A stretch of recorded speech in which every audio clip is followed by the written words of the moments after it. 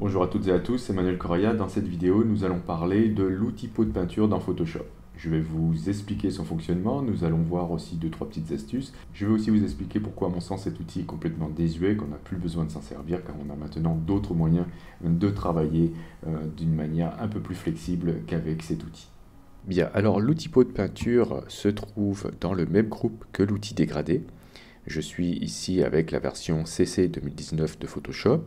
Je me trouve dans l'espace de travail Les indispensables par défaut. C'est pour ça que je vais trouver l'outil pot de peinture sous l'outil dégradé, le raccourci CG. Si vous ne l'avez pas dans ce groupe, il se peut que vous soyez par exemple avec un espace de travail autre. Par exemple, si je me mets dans l'espace de travail 3D, je n'aurai pas l'outil pot de peinture. J'aurai ici l'outil dépôt de matière qui n'est pas du tout la même chose.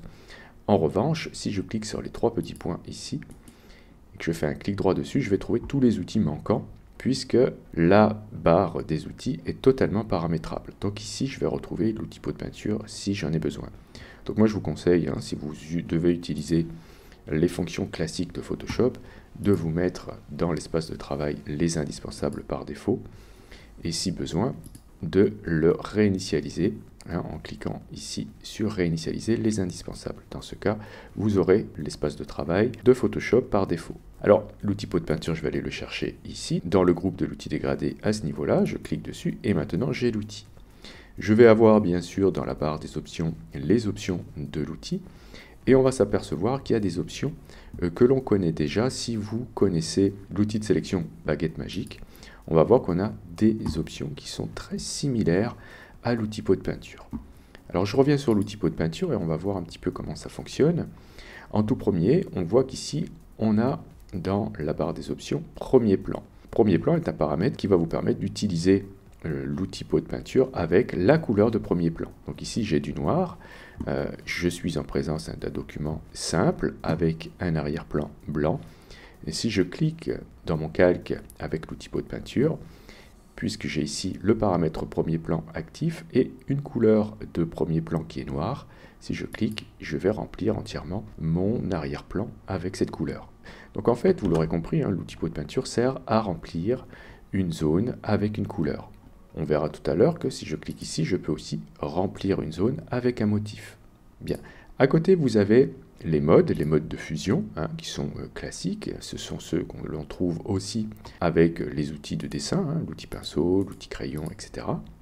OK.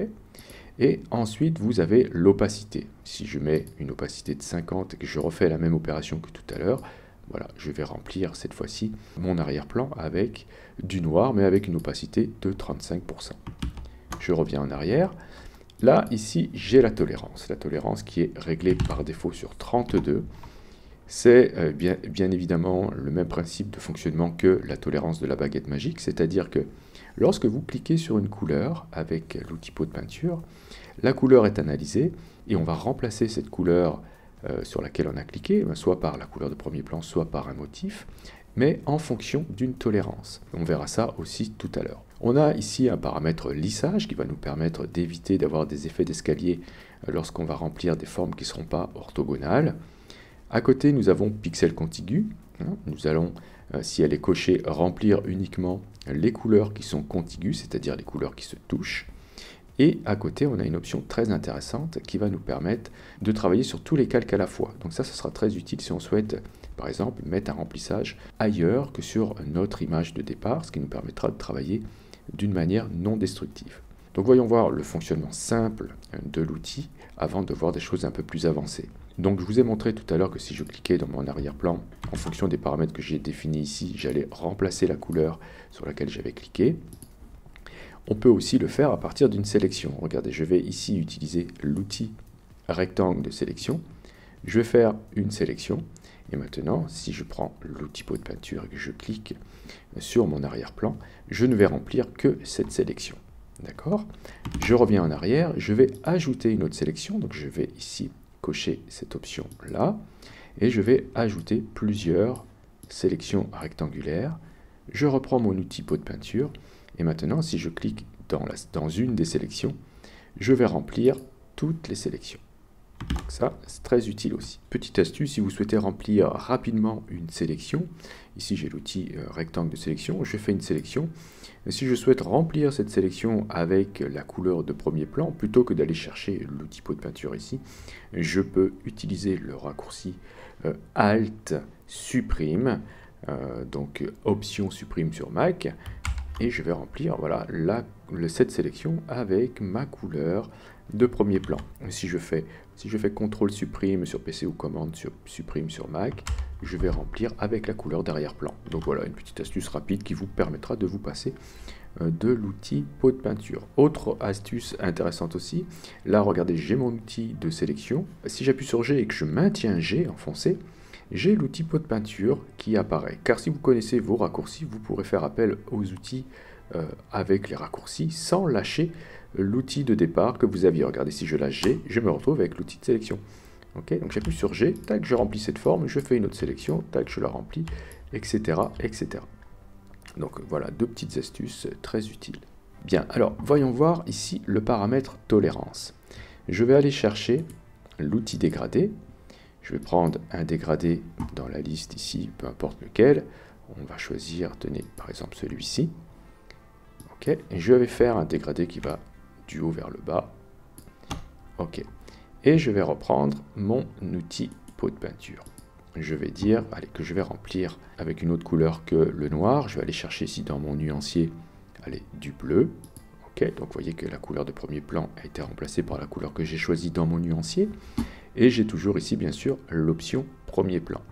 Avec une tolérance de 32, si je clique par exemple à ce niveau-là, voilà le remplissage que j'obtiens. En fait, lorsque vous allez cliquer sur une couleur, Photoshop va regarder les couleurs qui sont avec une valeur plus 32 au-dessus de la couleur qu'on a cliquée et moins 32 en dessous de la couleur sur laquelle nous avons cliqué. Ce qui me permet de, voilà, de remplir cette bande. Si je mets une tolérance plus petite, on va dire allez 0, je vais obtenir quelque chose de très fin, voilà, puisque les couleurs, la couleur sur laquelle j'ai cliqué, voilà, on va la retrouver uniquement dans cette zone-là. Juste après, ce ne sont plus les mêmes. Si je décoche pixel contigu, vous allez voir que voilà, je vais avoir une bande maintenant, puisque il est allé chercher aussi les couleurs qui ne se touchaient pas. Vous voyez ici, j'ai une zone qui est coupée. Et je vous le montrerai dans un autre exemple. Je vais augmenter la tolérance. Cette fois-ci, je vais mettre une tolérance de 100. Okay. Et là, vous allez voir que je vais obtenir une bande beaucoup plus large. Donc la tolérance, vous pouvez aller de 0 à 255 au maximum. Et à 255, si je clique au milieu, je vais remplacer toutes mes couleurs. En revanche, si je clique en haut, je vais peut-être voilà, avoir une limite au bout d'un moment, malgré que j'ai choisi ici une tolérance de 255. Bien, alors, voyons voir maintenant, justement, pixel contigu. Dans quel cas ça peut être intéressant, ça? Ben, admettons que j'ai des formes. Je vais prendre ici l'outil forme personnalisée. Je vais aller chercher dans la liste des formes qui m'intéressent. Par exemple, ici, allez, un petit cœur. Ok. Alors, si vous voulez avoir les mêmes formes que moi, vous pouvez cliquer sur la roue crantée ici et aller chercher ici toutes et ajoutez-les à la liste. Bien, alors je vais prendre un cœur. Voilà, il est déjà sélectionné. Je vais ici mettre en revanche pas forme vectorielle, mais je vais choisir de travailler directement avec des pixels, ce qui me permettra de poser des formes pixelisées directement. Donc je mets ici un cœur, donc il sera bleu hein, puisque c'est la couleur que j'ai choisie tout à l'heure. Et je vais en mettre un deuxième, allez, même un troisième ici. Ok. Alors maintenant, je souhaite changer la couleur de ces cœurs et les mettre en rouge, par exemple. Donc je vais prendre l'outil pot de peinture. Je vais aller choisir une couleur rouge. Ok. Et j'ai ici l'option pixel contigu. Je vais la cocher et je vais cliquer sur un des cœurs, n'importe lequel, on va dire celui-ci. Je vais quand même baisser la tolérance, je vais la remettre avec une valeur moyenne de 32 et je vais cliquer sur le premier cœur. Alors, vous voyez, j'ai remplacé uniquement la couleur de ce cœur et pas les autres. Pourquoi? Car j'ai ici l'option pixel contigu qui est cochée, c'est-à-dire il va remplacer uniquement les couleurs qui se touchent hein, en fonction de la tolérance. Vous voyez qu'autour de mon cœur, je n'avais pas de bleu, donc il s'est arrêté à cette limite. Si je reviens en arrière et que je décoche pixel contigu, que je clique maintenant à nouveau sur ce cœur, je vais remplir tous les autres puisque la couleur que j'ai échantillonnée ici, il la retrouve aussi ailleurs. Et comme j'ai décoché pixel contigu, il va aussi les remplacer. Donc voilà à quoi sert l'option ici pixel contigu. Voyons voir maintenant l'option tous les calques. Je vais revenir en arrière et je vais dire ok, je ne suis pas très sûr de mon résultat, j'aimerais peut-être assurer un petit peu et travailler d'une manière non destructive. Donc je vais ajouter un calque en cliquant sur cette icône ici depuis mon panneau calque, un calque vide. Okay. Je vérifie bien que ici j'ai tous les calques de cocher et avec l'outil pot de peinture, si je clique maintenant sur un des cœurs et avec l'option pixel contigu décoché, je vais les remplir à nouveau, mais cette fois-ci, vous voyez, sur un calque vide, ce qui me permettra, si besoin, de voir avant, après, au cas où je souhaite changer d'avis ou si j'ai besoin d'avoir une version différente de mon image. Donc voilà à quoi sert cette option. Voyons voir maintenant comment on peut utiliser l'outil pot de peinture pour remplir non pas des couleurs, mais cette fois-ci des motifs. Donc vous allez cliquer ici, vous allez chercher motifs, ok, et là dans la liste vous aurez tous les motifs disponibles actuellement dans votre Photoshop. Si vous souhaitez avoir d'autres motifs, vous pouvez soit vous les faire, pour cela j'ai des formations sur le thème, ou sinon vous cliquez ici sur la roue crantée et vous pourrez choisir dans cette liste là des motifs qui sont déjà installés sur votre disque dur lorsque vous installez Photoshop. Alors je vais prendre n'importe lequel de motif, je vais dire allez par exemple ce motif ici de matière, je ne sais pas trop ce que c'est, je clique dessus, donc ça me le sélectionne là, et maintenant lorsque je vais cliquer dans un cœur, je vais pouvoir remplacer voilà, tous ces cœurs par ce motif. Moi, ce qui me gêne un peu avec l'outil pot de peinture, c'est que on travaille quand même d'une manière assez directe, même si j'ajoute un nouveau calque par-dessus. Voilà, je vais pouvoir remplir rapidement mes cœurs et revenir en arrière. Je vous conseille toujours de travailler de cette manière-là, mais franchement, je trouve que c'est quand même un petit peu figé comme réglage. Pourquoi? Parce que regardez, si j'avais mes cœurs, voilà, les cœurs rouges qui étaient sur un calque vide, comme cela, et que je souhaite changer la couleur de ces cœurs-là, franchement, je vous déconseille d'utiliser l'outil pot de peinture pour faire cette opération. Car vous avez tout simplement une autre possibilité qui est beaucoup plus flexible, c'est, vous en avez même deux. La première, ce serait d'ajouter un effet, ici, en cliquant sur FX. Et vous allez chercher ici, incrustation de couleurs. Ok, ça vous ouvre la boîte de dialogue style de calque dans laquelle vous allez pouvoir, au niveau d'incrustation de couleurs, choisir votre couleur ici, choisir aussi le mode de fusion et l'opacité. Donc si je souhaite par exemple changer de couleur, je vais cliquer sur le rectangle, je vais avoir le sélecteur de couleurs qui va s'ouvrir, je vais cliquer sur T et je vais pouvoir choisir la teinte, voilà, qui va remplacer ma couleur. Je valide en faisant OK et je clique à nouveau sur OK. Bien. Alors vous voyez ici mes cœurs sont toujours rouges dans mon panneau calque. En revanche j'ai ici maintenant un effet d'incrustation de couleurs que je vais pouvoir masquer de cette manière là. Ici j'ai besoin de revenir sur cette couleur. Je vais double-cliquer sur incrustation de couleurs et je vais pouvoir à nouveau changer cette couleur. Donc c'est beaucoup plus flexible que de rajouter à chaque fois un calque vide et de remplir la couleur avec le pot de peinture. Vous avez une autre possibilité aussi, c'est tout simplement, alors attendez, je vais virer ici les effets, je le fais glisser à la poubelle. Vous avez la possibilité d'ajouter par-dessus votre calque un calque de couleur uni, un calque de remplissage de couleur uni, dans lequel vous allez pouvoir choisir une couleur, ok, et ce calque-là, vous allez l'écrêter avec le calque d'en dessous. Alors comment on fait ça? Très simplement, sur PC vous appuyez sur Alt ou sur Mac vous appuyez sur Option et entre les deux calques vous placez votre curseur et vous aurez une petite flèche comme ça qui va apparaître. Si vous cliquez, vous allez voilà, faire en sorte que le réglage, le remplissage que vous avez choisi ici ne remplisse uniquement que le calque d'en dessous. Okay, et ce qui est intéressant c'est que déjà j'ai un masque de fusion, c'est-à-dire que je vais pouvoir masquer ce calque dans des zones très précises, et si je double-clique sur la vignette du calque, je vais pouvoir changer la couleur, voilà, très facilement, c'est beaucoup plus flexible de cette manière-là. Il en sera de même aussi avec un calque de remplissage de type motif, ok, dans lequel vous allez avoir ici la possibilité de choisir un motif dans la liste, très bien, mais aussi, et ça c'est une chose qu'on ne peut pas faire avec le pot de peinture, changer l'échelle du motif ici afin de le réduire et même de le positionner autrement en faisant un clic et glisser dans l'image. Il ne vous restera plus qu'à écrêter le calque de la même manière que tout à l'heure en faisant un Alt-clic entre les deux calques. Et voilà, j'ai maintenant mes cœurs qui sont remplis avec un motif. Et ce motif, je peux le déplacer, vous voyez, et changer son échelle si besoin en double-cliquant sur la vignette. Et ici, je peux changer la taille du motif. Donc c'est infiniment plus flexible de procéder de cette manière-là qu'avec l'outil pot de peinture. Un autre usage que l'on peut faire aussi de l'outil pot de peinture, c'est si vous souhaitez par exemple dans cette image remplacer tout le ciel par un aplat de couleurs afin de laisser bien apparent ici les feuilles. Vous ne souhaitez pas avoir de nuages dans le fond ni ce grain ici qui est assez présent.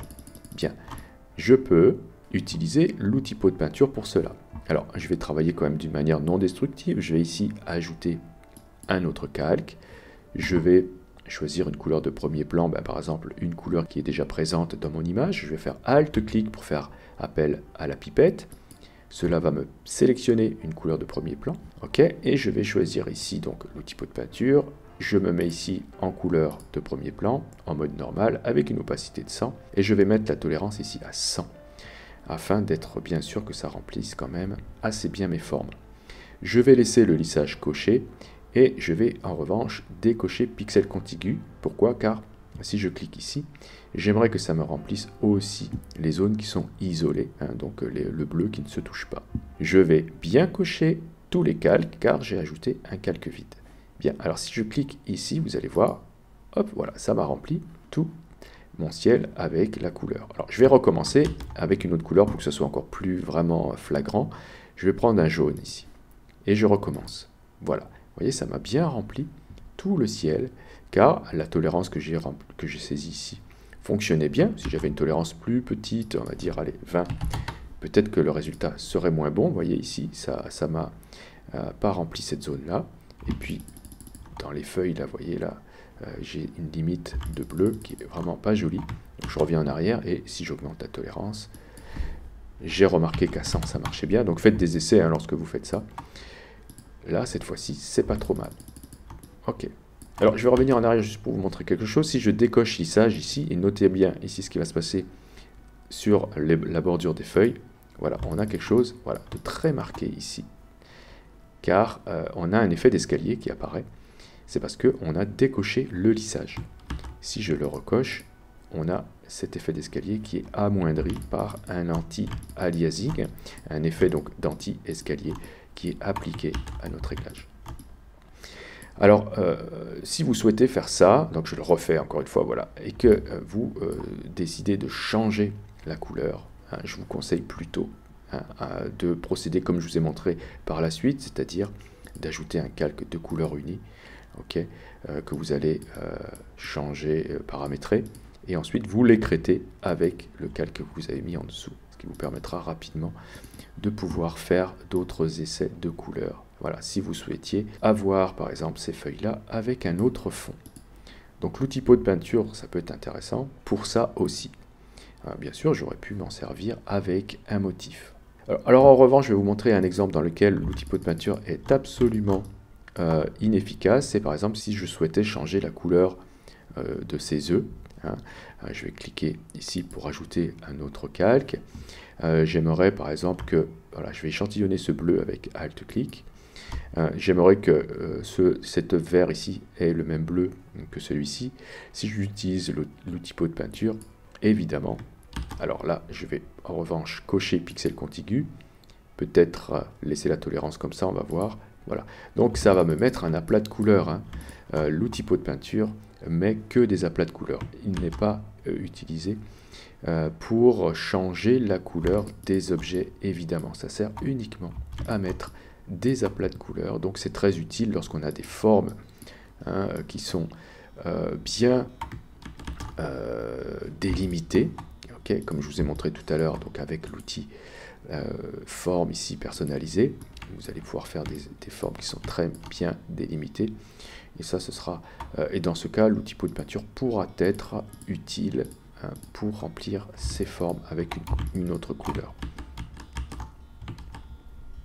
Voyons voir un petit peu les limites de l'outil pot de peinture. Ici, j'ai créé une succession de lignes, tout simplement avec l'outil pinceau, ok, et j'aimerais remplir ces vides avec l'outil pot de peinture afin de créer une espèce de mosaïque ou une espèce de patchwork.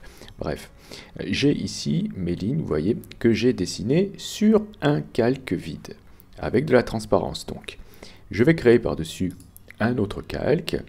On s'occupera du calque qui est au-dessus plus tard. Je crée donc un calque vide au-dessus de mon calque que je souhaite remplir de couleurs. Je prends l'outil pot de peinture et je vais choisir des couleurs. Je vais dire voilà, je souhaite... Alors avant, je vais vérifier quand même que lissage est coché, que pixel contigu est coché, car j'ai pas envie de remplir tout.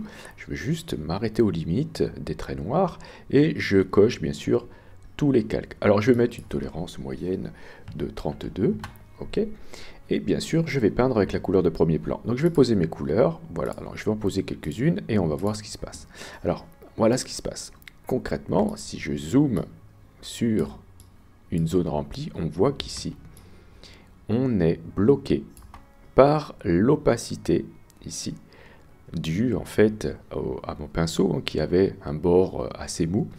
Donc ici, j'ai de la transparence, d'accord ? Et même si je mets une tolérance, allez, de 255 et que je clique ici, je vais quand même avoir cette frange ici qui va apparaître. Et ceci est dû en fait à la transparence à ce niveau-là. On ne va pas pouvoir mixer correctement les couleurs si on procède ainsi.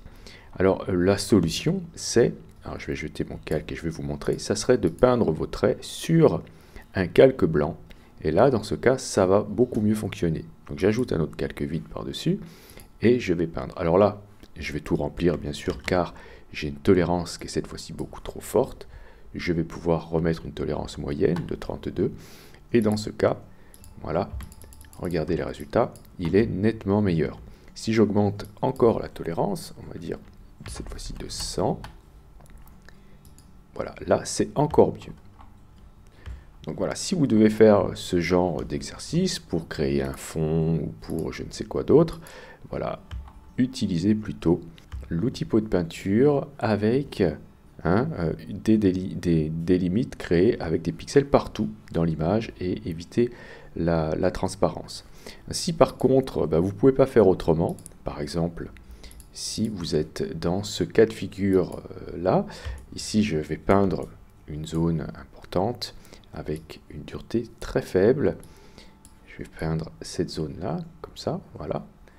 Ok, je crée par-dessus un autre calque et je vais essayer de remplir cette zone-là avec mon outil pot de peinture. Je vais aller choisir une couleur, ok, et si je clique dans cette zone, voilà ce qui se passe. Il m'a tout rempli, il a tout considéré, même donc la zone ici qui est transparente, on voit progressivement le vert qui disparaît, et lorsque je remplis, voilà, lui, il va s'arrêter, tac, jusqu'à ce qu'il n'y ait vraiment plus du tout de couleur.